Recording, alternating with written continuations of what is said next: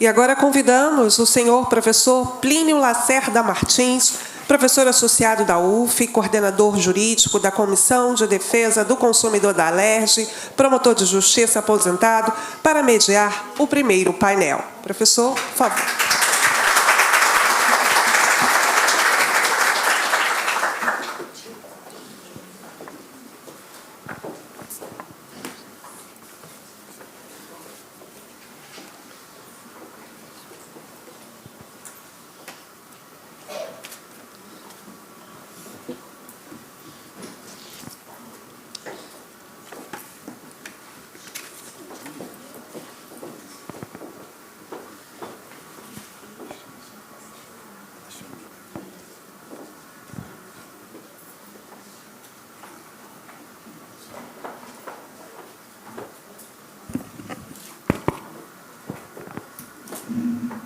Bom dia a todos. Primeiramente, gostaria de agradecer ao nosso desembargador, professor, doutor Jean Albert, pela essa iniciativa da necessidade não só da divulgação do direito do consumidor, mas as reflexões em que ele está aqui trazendo através do Instituto dos Magistrados do Brasil, o IMB. E, nesse sentido, doutor Jean, é que eu não poderia deixar de registrar, inclusive na presença da nossa professora, né, Cláudia Lima Marques, e a importância, a relevância que Vossa Excelência deu a esse tema. Talvez sabedor de que, não sei dizer porque 40 anos só estudo isso, direito do consumidor, mesmo no tempo do projeto do Otton Sidor, né, de 1986, mas eu agradeço a Vossa Excelência, então, essa oportunidade e esta prerrogativa de estar aqui, na verdade, mediando esse painel. E, com base nisso, sem mais delongas, eu vou, então, fazer o convite aos nossos expositores, né, que irão aqui abrilhantar o nosso tema dessa manhã. Então, eu convido para que compor a mesa a professora, a doutora Paula Hamada.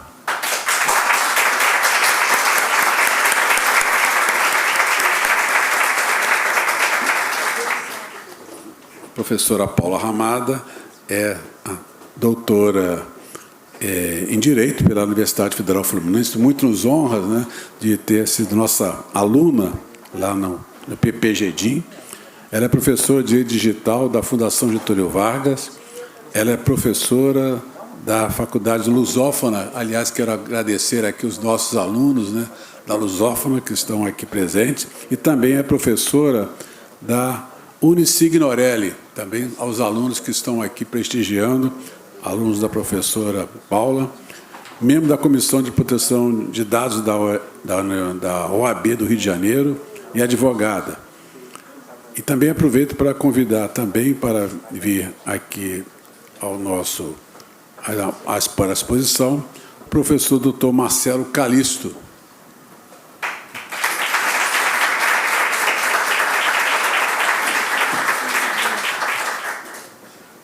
Bem-vindo. O professor doutor Marcelo Calisto é doutor e mestre em Direito Civil pela UERJ.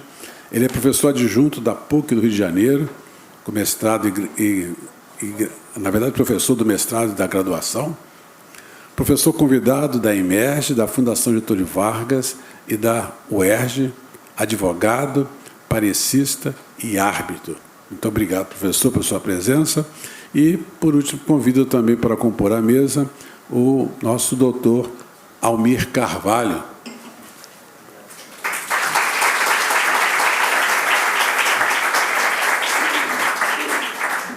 O doutor Almir Carvalho já foi devidamente aqui apresentado, mas faz questão do registro, que ele foi serventuário da Justiça entre 1968 e 1982. O doutor Almir Carvalho foi defensor público entre 1983 e 1989, juiz de direito de Itaboraí a partir de 1989 até 2025, quando se aposentou. O doutor Almir Carvalho é secretário municipal de Justiça e Cidadania de Itaboraí desde 21 de 7 de 2025. Um prazer tê-lo aqui, doutor Almir Carvalho.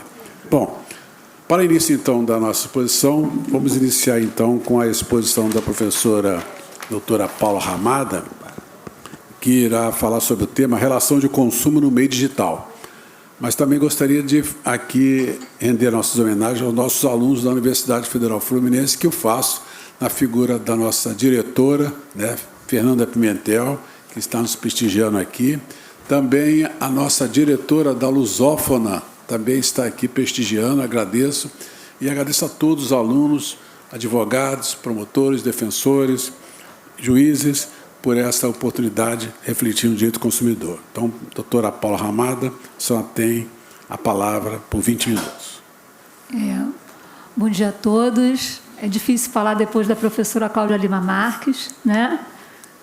Eu sempre tive muita admiração, então vou tentar também ser o mais breve possível. Eu quero cumprimentar e agradecer o professor, né, o nosso desembargador e professor da Universidade Federal Fluminense, o desembargador Jean Albert de Souza Saad, e parabenizá-lo pelo brilhante simpósio. Tá? Quero também cumprimentar o nosso presidente, aproveitando também, cumprimentando aqui todos da mesa. Quero cumprimentar os meus alunos da Lusófona, né, que na realidade, a Lusófona é a maior universidade privada de Portugal. Quero também cumprimentar meus alunos da Unisignorelli e também quero cumprimentar os alunos aqui da Universo, que eu fui também professora durante 10 anos, né, da Universo de Juiz de Fora. Então, é um prazer ver aqui a Universo também apoiando esse evento.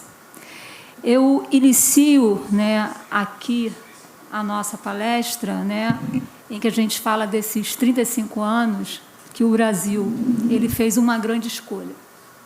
Ele colocou o cidadão no centro das relações de consumo. Pela primeira vez, a balança se equilibrou. O consumidor deixou de ser um mero comprador para se tornar a parte protegida, com direitos claros e mecanismos para defendê-los.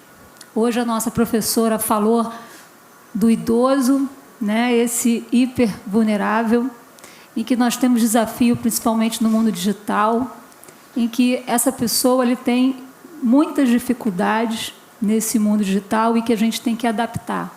Então, eu me lembro de um exemplo que o professor Plínio nos falou da questão da Assembleia Legislativa, de uma questão que ocorreu em relação à questão do metrô, em que todos, para ter acesso ao metrô, tinham que utilizar, né, lá a máquina, né, aquele totem. E ele falou, e o idoso, que tem a dificuldade desse acesso? Então, quando a gente fala aqui do Código de Defesa do Consumidor, esse brilhante código que trouxe princípios importantes, princípio da vulnerabilidade, princípio da inversão do ônus da prova, trouxe para nós a responsabilidade objetiva, né? Ele fala para a gente que, na realidade, o CDC mudou o jogo para sempre. Nossos tribunais se tornaram palco de uma nova justiça mais próxima do cidadão comum. O produto com defeito na prateleira, a publicidade enganosa, a cláusula abusiva no contrato, como muito bem a professora Cláudia nos falou, tudo começou a ser julgado sobre uma nova perspectiva. Mas o mundo evoluiu. E o que era a revolução em 1990 precisa adaptar à revolução digital. A pergunta que nos move: o CDC se comporta no balcão à tela. Hoje, a gente compra praticamente tudo apertando apenas um botão. Se a primeira fase do CDC foi sobre o mundo físico, a segunda fase é sobre o mundo digital, que muito bem foi dito na última parte da palestra da nossa professora, né, informando esses desafios quanto à questão, né, do superendividado. A relação de consumo não acontece mais no balcão, mas na tela do nosso smartphone. E a inovação trouxe desafios completos para a nossa legislação e principalmente para a nossa jurisprudência. Essa mudança de cenário não se resume à tecnologia. Essa lei se reflete na figura do próprio consumidor. Hoje falamos do consumidor 4.0. Esse consumidor informado, esse consumidor conectado, esse consumidor exigente e esse consumidor ali protagonista. A gente observa hoje, principalmente pelo Instagram, a influência, né, que os consumidores eles trazem para nós. O CDC precisa estar à altura desse novo perfil. Pensa naquela roupa, né, que você comprou online. O que acontece com o tamanho? Aquele famoso artigo, né, dos 7 dias, do seu direito de arrependimento, ganha uma nova complexidade. A agilidade do comércio nos exige a mesma agilidade para assegurar que a entrega e o reembolso ocorram sem burocracia. Agora pense nos aplicativos de transportes, os aplicativos de entrega de alimentos, o iFood, né, que nos deixam ali confortáveis em nossa casa. Pedir um carro ou uma refeição é uma nova realidade. Mas se o motorista se nega a te levar, ou a comida não chega, de quem é a responsabilidade? A responsabilidade é do aplicativo, é do motorista ou do restaurante, por exemplo? Nossos tribunais estão sendo palco para definir essas responsabilidades. E é o nosso dever aplicar a lei de forma para tutelar essa parte mais vulnerável da relação. O que dizer dos dados pessoais? Quando você clica em aceitar os termos de um site, o que você está realmente entregando? E aí eu me lembro, né, de um artigo do IDEC que fala, né, dessa questão do WhatsApp, em que, se você não aceitar, você não tem uso do aplicativo. Mas, ao mesmo tempo, quando a gente coloca lá e fala assim, sim, eu vou aceitar aquele aplicativo, o que você está entregando àquele aplicativo?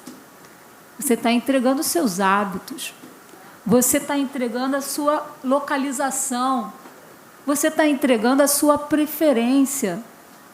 E aí me lembro, né, de uma frase da professora Ana Frazão, em que ela diz que os dados ele têm valor econômico. E os dados não são, na realidade, né, considerados o novo petróleo, e sim o novo plutônio. Então, é algo, né, para que a gente possa aqui refletir. O CDC nos ensinou a lutar contra a publicidade enganosa. Mas quando a publicidade é construída com base em nossas informações, em nossos dados, a gente observa hoje a internet das coisas. Inclusive, eu escrevi um artigo para um evento, junto com um aluno lá, para um evento da PUC, né, onde o nosso professor ele ministra. Então, a gente verifica, por exemplo, como ela bem falou, né, a questão do Extreme do Netflix, que eu entro lá, né, no meu Netflix, a tela que é para mim é diferente para os demais, me fazendo até, me induzindo a própria escolha, né, então violando a minha privacidade. A Lei Geral de Proteção de Dados se tornou um parceiro fundamental para a proteção do consumidor. Lembrando que ela não só aplica a relação jurídica de consumo, ela visa, dentro do seu artigo 1º, né, proteger, né, os dados da pessoa natural e dentro do seu próprio fundamento, né, que fala da questão da privacidade, da autodeterminação informativa, bem como os seus princípios. E, nesse momento, eu cito, né, uma situação recente do próprio PROCON, que multou as farmácias em que, ao você pedir lá um remédio, ele falava, CPF, por favor? E aí você perguntava, mas qual é a finalidade? Por que você quer o meu CPF? Não apenas para desconto. E eu me lembro numa aula que eu dei na Fundação Getúlio Vargas, no MBA de Direito Digital, em que Dentro dessa aula a gente tinha vários alunos, não na área de direito, mas de TIs. E que um daqueles trabalhavam em uma grande farmácia. Eu perguntava, mas qual é realmente a finalidade? Qual é o legítimo interesse? Né? Como bem o professor Bruno Miragem, ele já deu uma excelente palestra sobre esse tema. E a mais recente fronteira hoje, que é a inteligência artificial. A IA hoje nos recomenda produtos, define preços dinâmicos, até mesmo cria ofertas personalizadas. Mas o que acontece se um algoritmo ele é discriminatório, que impede um consumidor de obter um serviço? Ou se uma oferta gerada por IA ela é abusiva e até mesmo enganosa? A gente se saindo do CDC, eu falo para os meus alunos, né? Não faça um trabalho utilizando IA, mas se utilizar IA, verifique se está correto aquilo, né? Se ela inventou a jurisprudência, se ela inventou aquela lei, se ela inventou, na realidade, aquele livro. Então, isso tudo, que quem faz não é um programador, mas cada vez ela vai, né? A gente teve uma IA que, quando soube que ela ia ser desligada, ela enganou, né, o próprio programador. Precisamos entender que a responsabilidade do fornecedor não desaparece só porque a decisão foi tomada por uma máquina. Por fim, a publicidade se personificou. É claro que a gente ainda tem os outdoor, né, que tem uma publicidade coletiva, mas hoje a publicidade ela é, né, de uma forma individualizada. Então, a gente observa essa mudança frente a essas novas tecnologias. Nossa, adorei essa caneta. É a melhor que já usei na minha vida. Será que a opinião é genuína ou é um post pago? Com a acessão dos influenciadores digitais, o desafio é garantir que a linha entre a opinião e o patrocínio seja transparente. Então, será que a gente pode também equiparar esses influenciadores como fornecedores? Eles estão nos induzindo, né? O Instagram ou outras plataformas, ao tempo todo, está ali demonstrando para a gente. Né? Nesse cenário, a jurisprudência tem a responsabilidade de ser a âncora que impede que a rapidez da inovação afunde a solidez dos direitos humanos. É nosso dever assegurar o CDC seja aplicado com sensibilidade e adaptado à realidade de cada época, como muito bem o professor, o nosso desembargador, Jean, né, doutor Jean, falou aqui no nosso início. O direito não é estático, o direito é dinâmico e a gente tem que acompanhar as mudanças dentro da sociedade. O CDC não é uma peça de museu, é uma ferramenta viva que se molda aos desafios de cada tempo. É a celebração dos 35 anos, não é apenas um olhar para o passado, mas um compromisso com o futuro, como muito bem a professora Cláudia, né, nos presenteou aqui em sua palestra. É nosso dever continuar a debater, a inovar e a decidir com sabedoria, garantindo que o direito do consumidor continue a ser uma fortaleza de proteção, tanto nas relações de consumos tradicionais, quanto nos labirintos da era digital. Eu fui rápida, né, breve, mas agradeço aqui o convite da palestra pelo professor, pelo desembargador. Eu sempre chamei de professor porque, pela Universidade Federal de Fluminense, peço desculpas e obrigado também aqui o convite também feito pelo professor Plínio e obrigado aqui a presença de todos. Vamos.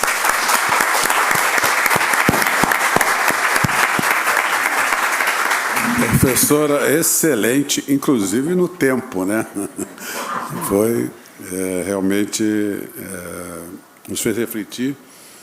E eu estava lembrando, sabe, professora Cláudia, que essa questão dos dados pessoais, do tratamento, como hoje é feito, eu me recordava que na década de 90 por aí, tínhamos a questão do cheque pré-datado, né? Pós-datado. E era muito comum, você comprava uma mercadoria, né, para pós-datar, e a pessoa falava, põe no verso, endereço, telefone, CPF, identidade. E colocava isso. E eu me lembro que, na época, até era a Sônia Carvalho, era do PROCON, aqui do Rio, Rio Augusto. E o PROCON multava a loja, Mr. Cat. E a Mr. Cat, mas espera aí, eu não posso ter os dados deste consumidor que adquiriu um produto aqui na minha loja, porque vai que o cheque volta, como é que eu vou acioná-lo? E o PROCON dizia, não, poder pode. Você só não pode obter os dados no verso do cheque, porque o cheque... Então, você veja, naquela época, já considerava uma prática abusiva esta forma pela qual os comerciantes podiam exigir, nada opõe se você faz separadamente para a sua própria loja. E hoje, muito bem colocado aqui, professora Paula, para a reflexão, essa questão dos dados, questão da farmácia, né? Se você não dá o CPF, não tem direito ao desconto, e parabenizar, então, a sua exposição, sua reflexão, e é nesse sentido que eu agradeço mais uma vez. E também quero aproveitar aqui e fazer um registro da nossa chefe de departamento de Direito Privado, a professora Daniela Juliano, que gostaria de pedir uma salva de palmas. A senhora trouxe seus alunos, eu trouxe os meus alunos e professores também, tá vendo? Não, eu só estou falando assim, não saiam agora. Se todo mundo sair ao mesmo tempo, eu falei, sai dois de cada vez, tem tá? Tem que pontuar. Tem a PUC, tem a Nacional, tem a QES, mas olha só, o doutor Jean conta ponto para mim também, né? Doutor... Disseram assim, Paula, vamos fazer um cartaz para você, pelo amor de Deus.